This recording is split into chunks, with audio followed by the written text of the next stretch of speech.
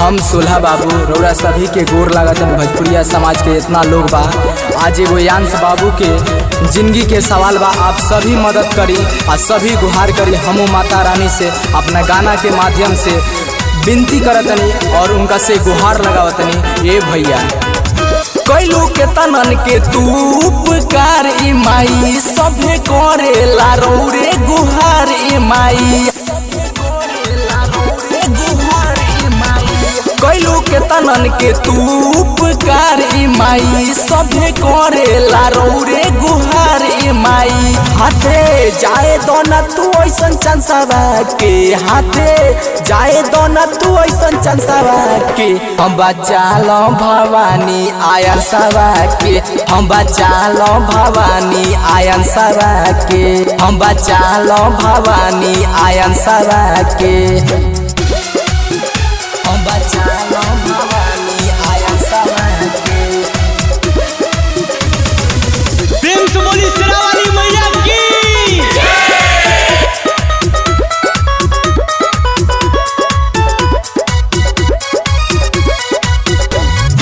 कौन बीमारी हो लागल बहुत दूर के, कौना कारण सजा मिले बेकसूर के, कौना कारण सजा मिले बेकसूर के। कौन बीमारी हो लागल बहुत दूर के, कौना कारण सजा मिले बेकसूर के। हता तुरना सबके आकांक्षावा के, हता तुरना सबके आकांक्षावा के।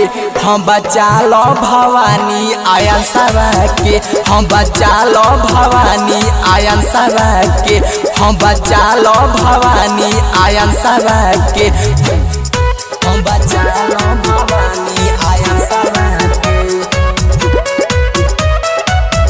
हम बचालो भवानी आयन सवा के। प्रेम से बोली शेरावाली मैया की। मिश्रा मनोज सोल्हा बाबू हाथ जोड़ के कहेला सुइया बस 16 करोड़ के, कहेला सुइया बस 16 करोड़ के। मिश्रा मनोज सोल्हा बाबू हाथ जोड़ के कहेला सुइया बस 16 करोड़ के। माई आई के काटो जम के फंसावा के, माई आई के काटो जम के फंसावा के।